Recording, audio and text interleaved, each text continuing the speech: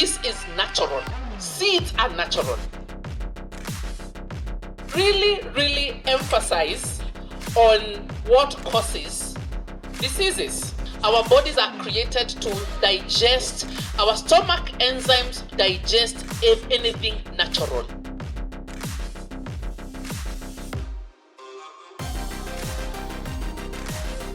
Good morning. My name is Mary Kathomi. Can you hear me? Yes. It's very important for you to hear me loud and clear. What's your concentration span? Do you have a good concentration span? You do? I have many hats, but the hat that I wear today is I am a convener of Kilimo cha Haki. It's a lobby group that fights for our food security and our food sovereignty. And when you talk about food security and food sovereignty, you've literally talked about herbs, you've talked about nutrition, you've talked about food, because food is medicine. Did you know food is medicine? Did you know food is medicine? And that is one thing they never taught us in school. They would never put it in the syllabus. Because if they put it in the syllabus, then we would have been empowered. They didn't want an empowered African. That's the information they took away from us. And I want to just give you a bit of what I'm supposed to speak about: organic and ethical farming, the need for seed saving. Okay? And I will really emphasize on what causes diseases.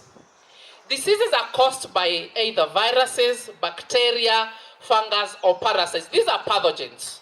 You know, these are things that want to come into our body and multiply and grow. But in that process, they make us sick.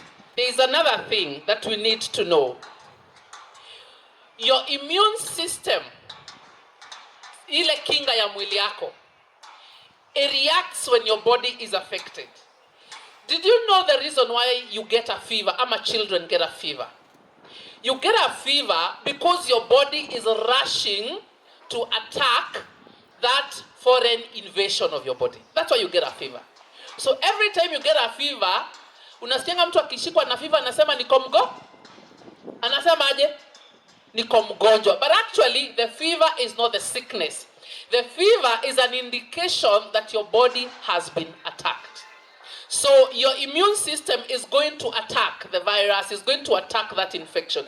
That's why your body develops a fever. Ndio kunaambiwa ukipata fever, usikimbilie madawa. And you know we've been programmed kitu kidogo, aspirin, kitu kidogo, Panadol. I don't do medicine most of the time because hata nimesahau majina hizo madawa. Painkiller gani wanatumia sana? Ile ya mamito inaitwaje? Brufen. You know. But when you have a fever, it's an indication that your body is rushing to attack something. Another cause of sickness is our lifestyle and our environmental factors. Your lifestyle, you're drinking too much, you're smoking, you're doing what? You've chosen a lifestyle of not resting. Those things can cause you to get sick. When you talk about environmental factors, you're living in a place where there's a lot of pollution. Isn't that an environmental factor? It's causing sickness to your body. You know, some people have chronic infection. Kuna mtu alizaliwa tu na kashida kwa mwili. Maybe from a genetic factor, that could be a cause of disease. Nutrition, and that is one of the biggest things I want to talk about today. Unakula nini? What are you eating? The older people, we eat, but we don't care what our children eat. Wacha mtoto akulange tu pizza, wacha akulange KFC. Awezani na nini? Na njahe. Awezani na hii uji traditional. Okay? Nutrition is what you put in your body. And let me tell you what is a disease. I have described causes of diseases, but most of the time when you're sick, it is because your body is lacking something. So you're either lacking iron, you're lacking magnesium, you're lacking zinc, your body reacts with a particular disease or pain. So literally, sickness is your body screaming out that something is wrong. Okay? So ushailala ukiamka unasikia nimesikia hapa uchungu. You have? Ama kichwa inaniuma. It's a message. Is your body communicating that something is not right? Actually, maybe sometimes ujaenda gym, you don't work out, you don't walk, you don't do anything. You're in your car, you're in your office, you're in your car. So your body is actually telling you, you need to do something. So you get maybe like a muscle pull, you know? And when I talk about nutrition, what are we eating? And you know our food has heavily been poisoned by environmental factors, by bad government policies. Our food has been poisoned. I'm sure lately you know that here in Kenya, we've legalized GMOs. Do you know that? Ama mjui? Mnajua? I want this to be really interactive. Do you know that GMOs are now legal in Kenya? I want this to be really interactive. Do you know that GMOs are now legal in Kenya? You know? In 2023. Do you understand what is GMO? It's a genetically modified organism of anything that has been genetically modified in the lab. So, Martha, maybe just give me kidogo seeds. I want to demonstrate. Give me some seeds. God gave us seeds that are naturally available in nature. Okay? Ukitaka kupanda mahindi, as an African, what did we used to do? You've either stored your maize or, thank you, even this is enough. These are seeds. Hizi ni nini? Tuseme kwa Kiswahili. Hizi ni nini? Mbegu. Mbegu. So in the African setting, when we wanted to plant, we would go to our granary and we had a caspaper would give you seeds for you to plant. And this is given by God. This is given by nature. This is given, we muita ile jina unataka kumuita. But this is natural. Seeds are natural. Kuna kitu wanaume wamebeba. Inaitwa aje? Inaitwa mbegu. Mwanaume amebeba nini? Mbegu. Amebeba nini? Nani alimpea? Mungu. That is an act of nature. So GMO, what they do, they take these seeds, they take them to the lab, and they modify. Let me give you an example of what they had introduced in Kenya. Though there's a court order that was blocked, we had 2 seeds of maize. They call them BT maize. So what they do, they go to the maize, to the genome. You know, genome is like the DNA of maize. And they introduced a bacteria. Do you know where they got that bacteria from?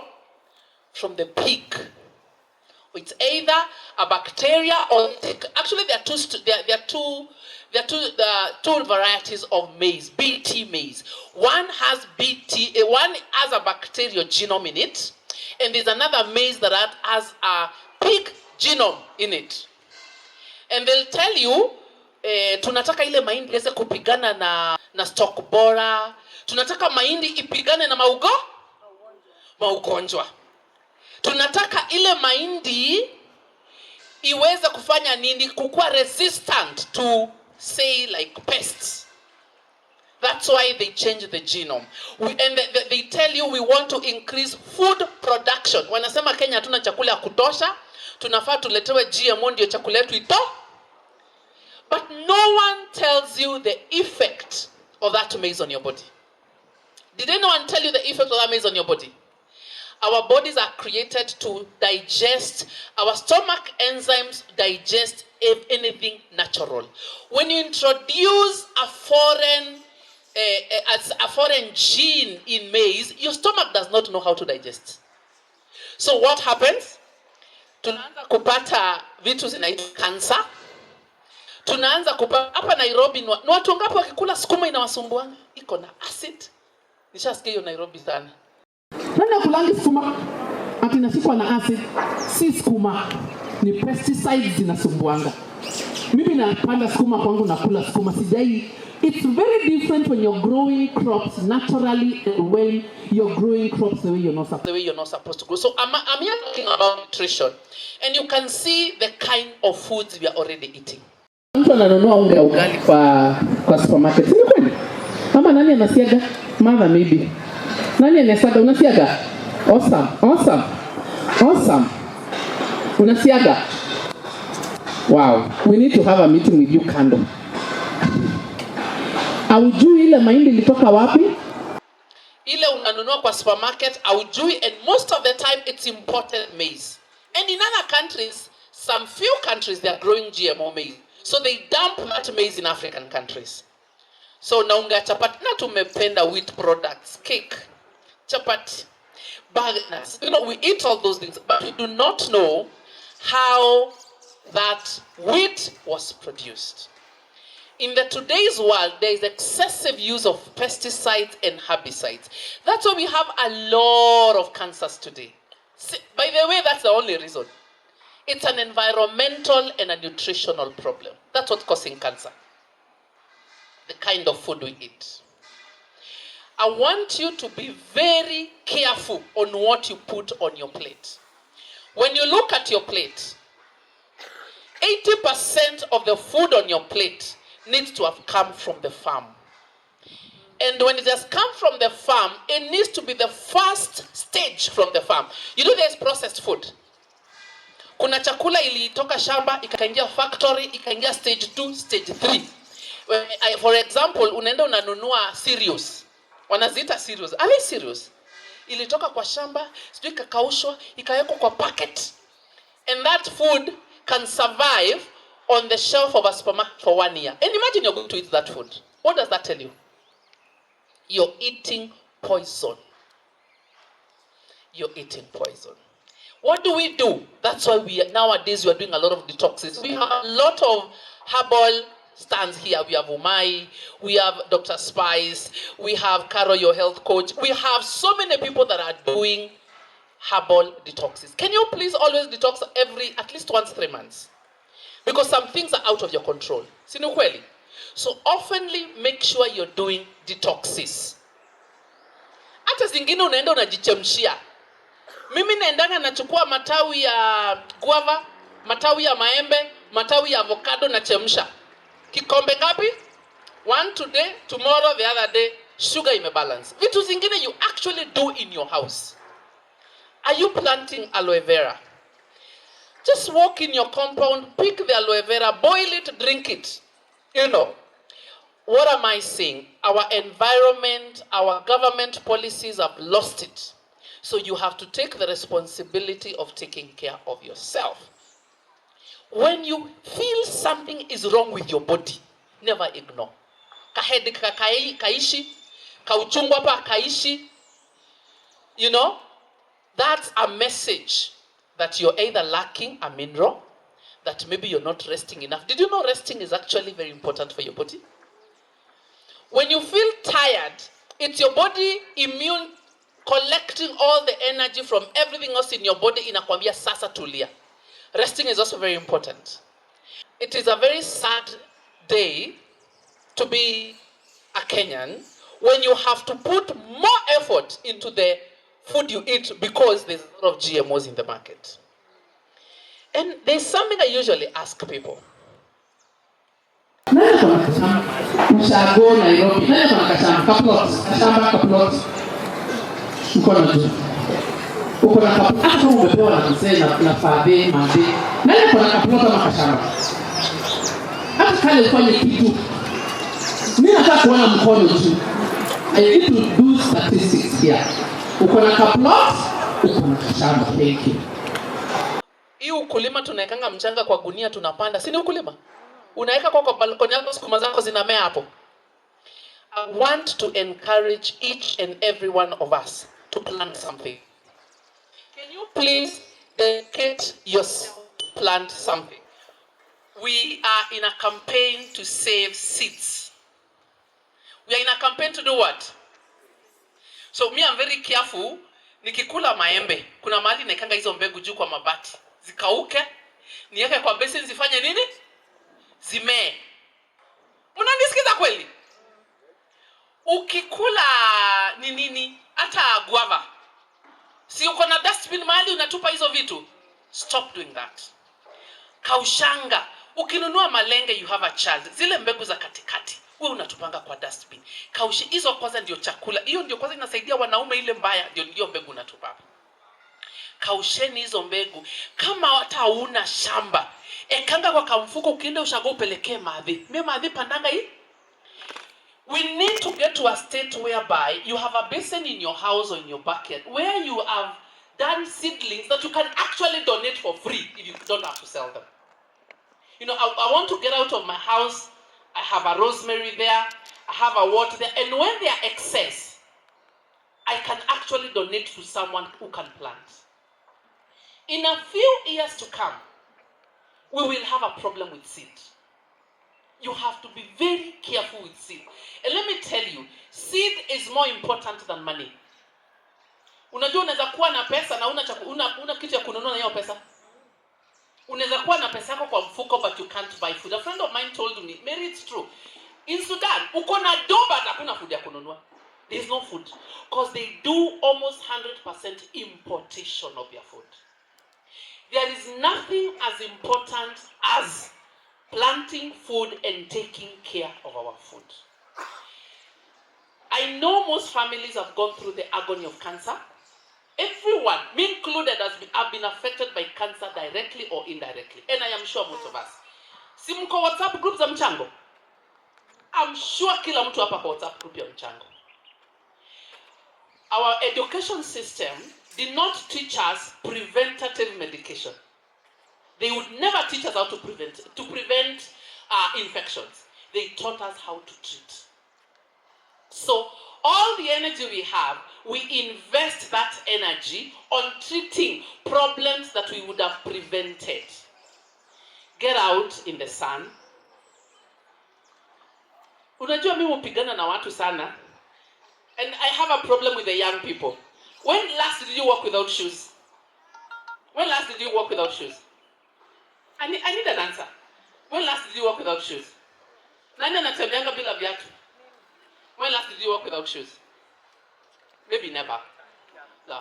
You need to be able to walk without shoes. How else are you going to ground? How else are you going to ground?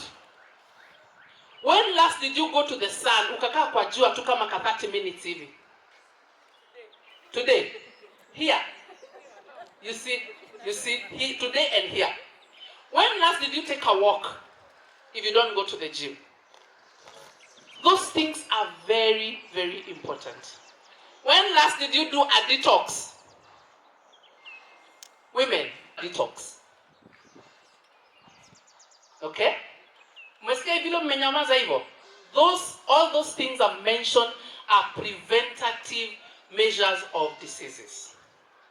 And there is one thing, and I know Mother is speaking. I don't know if she's speaking.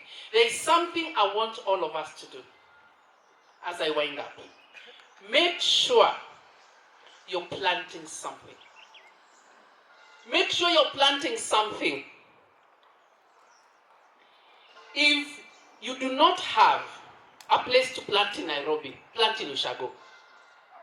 Kuna kitu ingine naambianga watu. The days we are living in are very evil days. Surviving in the urban centers will become an impossibility. Nunueni tushamba Ushago, tafadhali. Mfanye nini? Mfanye nini? Mununue shamba wapi? Hata kuna shamba ya 200,000. Na kuambia hata 50,000 utapata shamba. Establish a rural home. Dig yourself a borehole. Buy yourself a solar panel. Unasikia hizo vitu ninasema? Sababu ukiwa na maji, wachana na Kenya Power kwanza, cause bado mtaanza kusumbuana pale na system. Eka solar panel yako. Weka mbuzi zako 2, kuku zako 3, sungura 2, you have a full ecosystem. Because when you have a goat, you have manure. When you have a rabbit, you have, the urine is called ammonia water. That is very good manure. And then you can plant your vegetables. Do you know you can survive like that without a shilling in your pocket? That's the life you need to. Yeah, and then you're also determining the quality of food that we eat. So when we leave this place today, make sure You talk to Mother Njenga. I don't know how many people we have here that are exhibiting seed. Seed. I don't know how many people are doing seed. Without seed, we will not have all these herbs. So I put a lot of emphasis on seed. Because we lose our seed, we lose everything. And when we leave this place, we want every single person to make sure you go and plant something. You can plant to donate. You can literally plant. Si mnaona wale watu kwa barabara wanauza miti? Si mnawajua? Even when you're driving, wapatie tu, hizi mbegu nimetengeneza kwa enda uuze. You know what you've done? You have propagated a generation of a particular species, either of a mango, a what. That is what I'm really encouraging anyone. And we have this campaign that we are pushing. Nunueni mbegu kwa mkulima. Mununue mbegu wapi? Mbegu za terere, mbegu. By the way, mnajua sukuma iko na mbegu. Mnajua sukuma iko na mbegu. Nunueni mbegu kwa mkulima.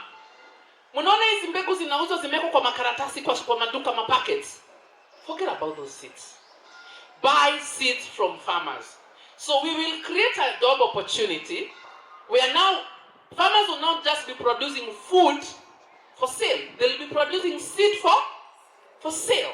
So you create a job opportunity and you sustain life. So mimi ukiniona mahali, kazi yangu ni kupigana na GMO kwa street, kotini, wapi kila mahali. Kazi yangu ni kupigania mbegu zetu. Tukipigania mbegu zetu, tutapigana na ugonjwa. My MC, now because I know you want to take to the next level, I want to hand you over to the next session.